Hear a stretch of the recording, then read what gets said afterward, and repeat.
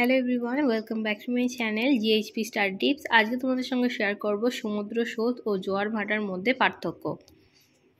তো সবার প্রথমে আসি সংজ্ঞা। এরকমভাবে তোমরা স্ট্রাকচার নিয়ে লিখে নেবে। জোয়ার ভাটা আর সমুদ্র স্রোতের মধ্যে পার্থক্য দেখো।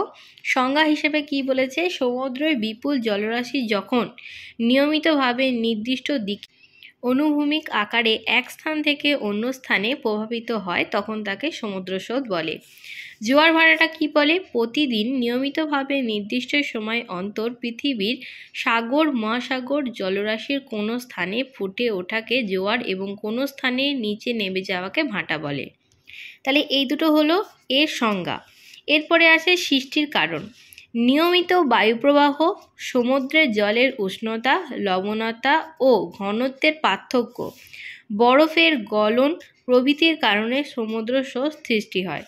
চন্দ্র আর সূর্যের যে আকর্ষণ এবং পৃথিবীর কেন্দ্র দিক বলের প্রভাবে জোয়ার ভাটা সৃষ্টি হচ্ছে।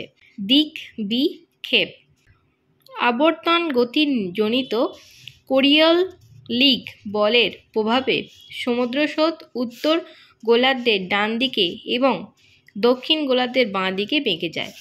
জোয়ার ভাটার ক্ষেত্রে কি হয়, জলের এইরূপ কোনো দিক বিক্ষেপ দেখা যায় না।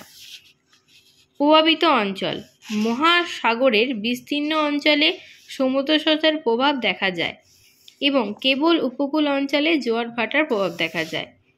এরপরে কি বলেছে, জলবায়ুর উপর প্রভাব, উষ্ণ ও শীতল সমুদ্র স্রোত উপকূল অঞ্চলে জলবায়ুকে প্রভাবিত করে।